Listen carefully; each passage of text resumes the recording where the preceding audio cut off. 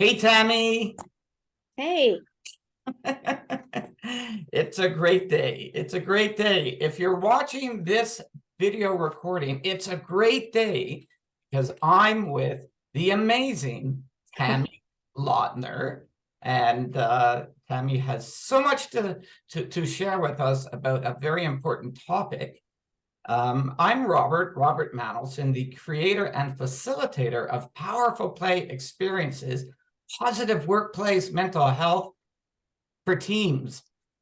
But today, Tammy, today we're here due to my search for wellness and well-being. Robert's search for wellness and well-being. The search continues today, Tammy. It's all about meeting amazing experts just like you, ready to support the audience and me change how we all feel for the better. And I'm pumped. I'm really pumped that you're here today on a topic that is quite personal to me. And we'll get to that. We'll get to that in a minute or two. So, Tammy, what's the story? Who are you? What do you do? What's your story? oh wow. Okay, who am I? Well, I'm Tammy. I'm a mom, I'm a partner, I'm a sister, I'm a daughter, I'm a friend, you name it. I'm an advocate. I like to call myself an advocate, specifically for seniors and for family caregivers. I'm a social worker, so I am registered with the Alberta College of Social Workers, and I've been a social worker for over 20 years now. Most of my career I have spent supporting seniors and their family caregivers in a number of different ways. I've worked in long-term care centers, assisted living. I've worked out in the community, supporting, doing outreach, event planning for seniors, education opportunities, facilitated caregiver support groups, education for them as well. And just recently last year, I decided to branch out on my own, take a chance and become an entrepreneur. And so I now am a business owner and I own the business Peace of Mind Concierge. And I launched that last fall and here I am today and I absolutely love it. And I'm passionate about what I do. My life's goal and my career's mission is to make the lives of seniors and their families better, less stress, and really provide that support and advocacy. Being a caregiver specifically, it's not something that we strive to be. We don't say as our children, oh, when I grow up, I want to be a caregiver. It's something that we're usually thrown into because something has happened. An aging parent is, declining in their health, they're needing a little bit more help, or something catastrophic has happened, like a stroke or something like that. And now that family member needs to step up and become that caregiver. And oftentimes when things like that happen, there's no supports put in place. There's really no referrals given necessarily. You're supposed to now all of a sudden be an expert in all things seniors or all things, whatever it is and what the diagnosis perhaps may be. And you're left kind of like fish out of water to navigate those complex systems and become this expert. But at the same time, you're still living your life. So you're probably raising your children, working full-time in your job. Maybe you have a business that you're trying to run, and now you need to spend time and find quality time to support your loved one. And it's extremely overwhelming and stressful. And so that's where I come in and I provide that support and that assistance with navigating families. And why I asked you to join with me today on Robert's search for wellness and well-being is very much about my role as a family caregiver. That I didn't really ask for the role, but I just naturally took on the role.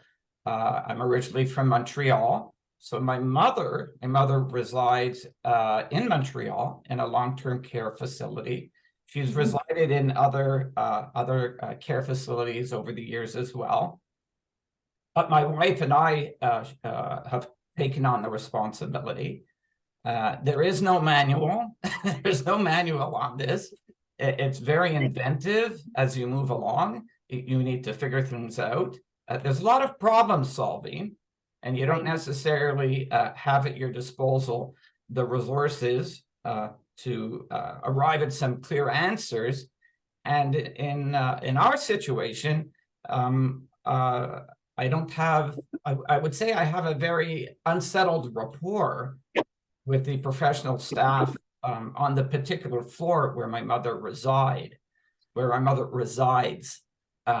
So that often gets in the way of forward momentum in terms of some of the things that my mother might want, or that she and I have decided that she might want or need. And so a lot of stress over that. So having you here today is all about my own wellness and well-being, because that's a big part of my life. Any thoughts on that, Tammy? Well, like I said before, there, like you say, there's no manual for it, and it's something that you don't have the opportunity to plan for. Something happens, and now you have to step up and become that caregiver. But at the same time, it doesn't mean that everything else in your life stops. You still have to manage your own life. You still have to manage your other relationships, a job. And so it's extremely overwhelming for families, and it does take a toll. I find that the folks that I've worked with over the years that are caregivers, they're people that naturally or organically become those caregivers in some way or another. They're the people that, they're the people that are looking out for the friends, the family members, co-workers, whoever it may be, making sure that they're okay all the time. And so they are usually the ones that become those caregivers. But they're also the ones that don't put themselves first. They don't look after their own mental or physical health first. They're always putting others before themselves. They feel guilty if they do that. There's lots of emotions that go around with that. So it's something that I have found challenging as a professional, and personally with having family members or friends being caregivers, to convince people that it's really important to put yourself first in order to be effective in caring for other people. Okay, so peace of mind concierge was created out of your passion for supporting the family members or friends who in turn are supporting the senior. So you're here to support the family caregiver or the friend of a particular senior. What does support look like? You've been in the field of social work for well over 20 years. Clearly, you know your stuff, Tammy. You know your stuff. What does support look like in terms of that support for the family caregiver? What does that look like?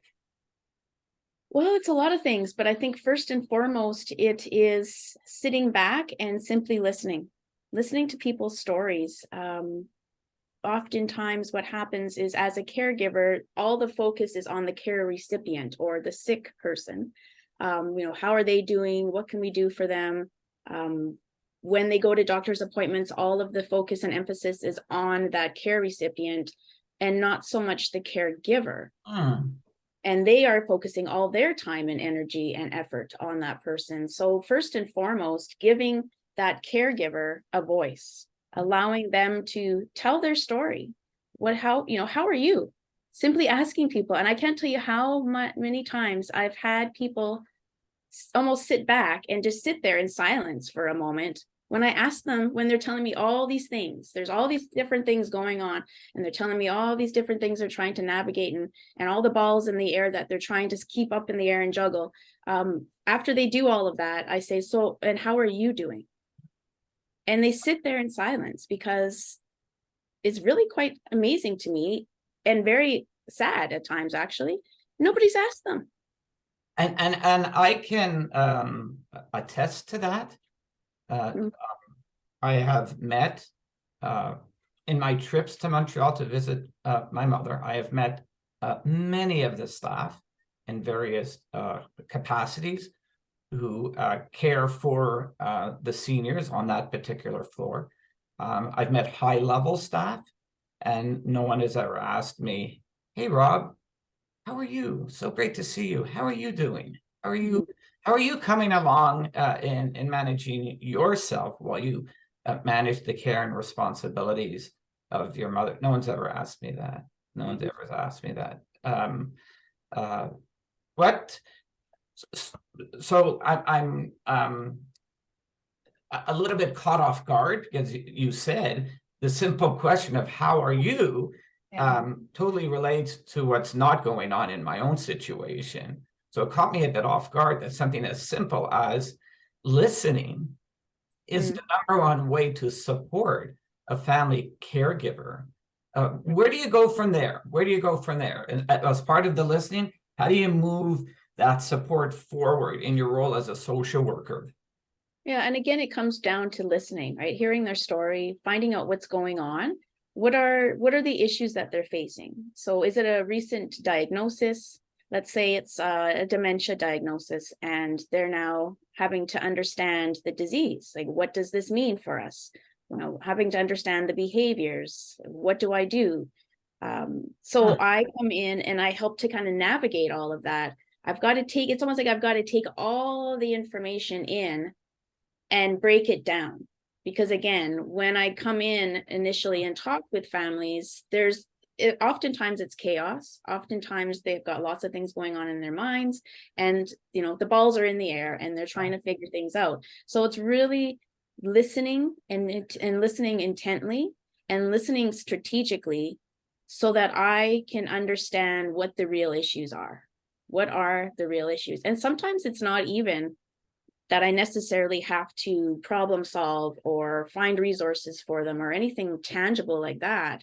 Sometimes it's simply, they just need somebody to talk to. So that's helping as well, is just having a safe space to talk about how they're feeling. And that's why I had started up the caregiver support group a number of years ago. I don't run it anymore. But I felt a real need in having that because people needed a place where they could come and talk about what they're feeling and not feel judged for what they were feeling. And it was really great to have that camaraderie of other caregivers that could understand what they're feeling and what they're thinking about, and come together and share those feelings and those stories. Because often people are feeling things like resentment, anger, just plain annoyed. They don't want to do it, but they feel obligated to do the things that they're doing. And so they feel very guilty that they're not a good person for feeling these types of feelings. And so I come in and I really help them to understand that these are natural and normal ways to feel, and you're not a bad person for feeling it, that any person in your situation would feel those things. And then add in possibly another complex situations where we sometimes, I think, make assumptions, especially when we're dealing with people that are older or elderly, that the relationship is okay. But what if you've never had a great relationship with that other person, and now you're a caregiver to them? That relationship, those things that maybe became unresolved, is still there. So Yes. there's sometimes that added layer that people are having to deal with and navigate, and there goes more guilt. Those feelings just end up compounding on top of each other. If you're watching this video recording with Tammy Lautner, Lautner, you can find Tammy on LinkedIn. She's here today as part of Robert's search for wellness and well-being.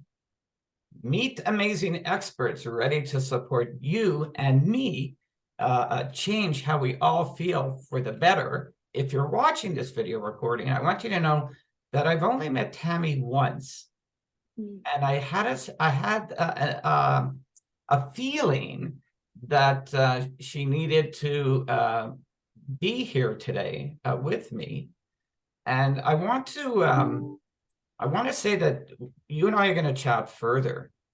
You've opened up my my thinking in 100 million ways in this short conversation. It's like, wow, like That's crazy. Often in caregiving for my mother, I've found myself having to submit a formal complaint against well, not against, regarding a situation or two that has occurred with my mother that I don't believe was appropriately handled. I'm on my third complaint, and that's the only time that I seem to be heard, because a representative of that department, the ombudsman department, reaches out to me and listens. So it's fascinating that you're there just to listen and just that, but and build on it from there. So it got me thinking that the only time that I'm truly heard is when I speak to one of the ombudsmen in the department where I submit a complaint, because they ask a lot of questions and need to know from me my perspective and what's happening. So just a simple act of listening, and then building from there in your relationship with your clients. It just sounds like the normal thing to do, right? The right thing to do. How do people find out more about you, Tammy? Well, I'm on social media, so I have a Facebook for Peace of Mind Concierge. I also have an Instagram, and I have a website. Peace. Now it's not Peace of Mind because that was taken, so it's peacemindconcierge.com. You can find me there.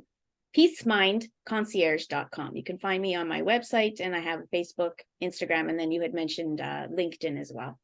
So if you want, if you're open to just a conversation with Tammy about what's taking place in your role as a family caregiver, I'm sure people could do that. Everything starts with a conversation with you. Yes. Oh, for sure. Yes.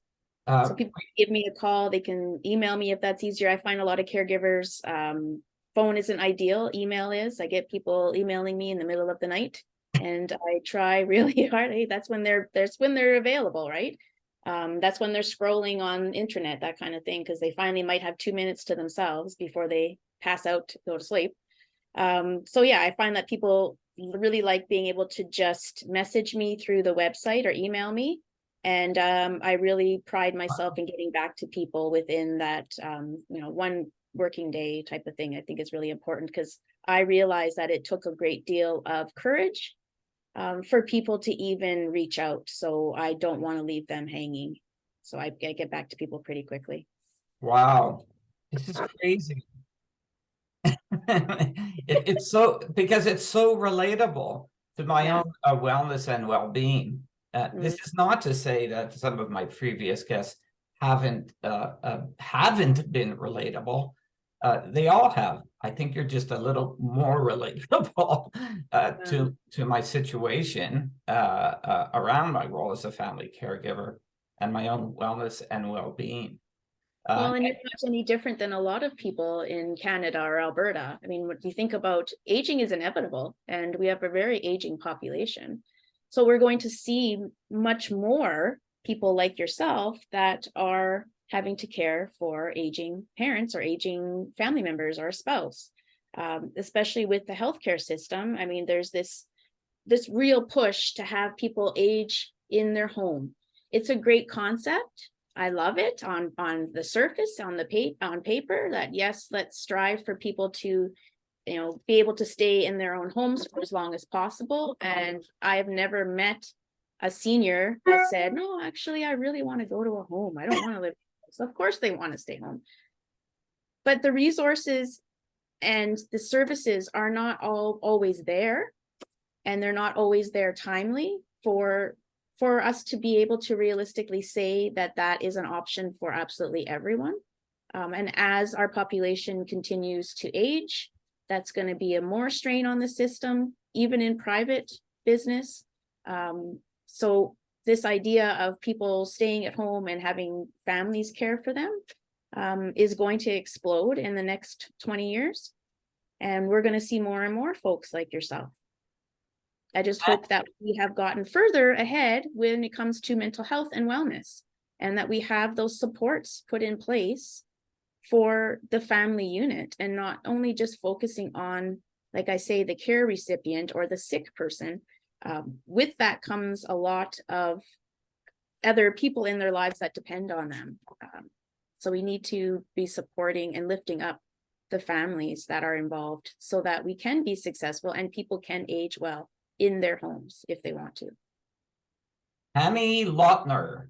Get off my soapbox now.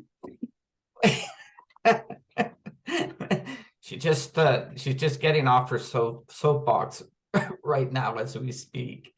Tammy Lautner, Peace of Mind Concierge, or www.peacemindconcierge.com. Right. Thank you very, very much. You've elevated my own wellness and well-being, knowing that you and I can have a conversation outside of here. And I think you're pretty amazing. Oh, thanks. I think you're pretty amazing too. I think it's actually really fantastic, the work that you do, Robert, and what you are trying to do, bringing people together and bringing that awareness and talking about wellness. It's something that is so important and so crucial. I mean, it always was, obviously, but post-COVID, people have really been impacted by their mental health since COVID. And we really need to be looking at mental health more seriously and more intently, and talking about it more, and breaking down those stigmas about mental health, and not being afraid to be vulnerable and talking about your mental health, and talking about if you're not, feeling vulnerable, or you're scared, or you're anxious, or you're stressed, or you're overwhelmed. That's normal. It's okay. It's actually a sign of strength if you share how vulnerable you are. I will share that I struggle with anxiety. I went on a leave last year for most of last year for my job, and had to do it because I was burnt out and I struggle with anxiety. And I decided, do I go back to that work, or do I do something different? And I did a lot of soul searching and decided this is what I am meant to do. And so that's what I decided to do. And so I'm better for it. My family's better for it. Yeah. My health is better for it. And so I strongly encourage people to open up and talk about mental health, and talk about wellness, and talk about when they're not feeling so great, because it's okay to not be okay. And we need to be better as a society with that. And we also need to be putting more resources and money towards mental health, because people are struggling out there. Say goodbye, Tammy.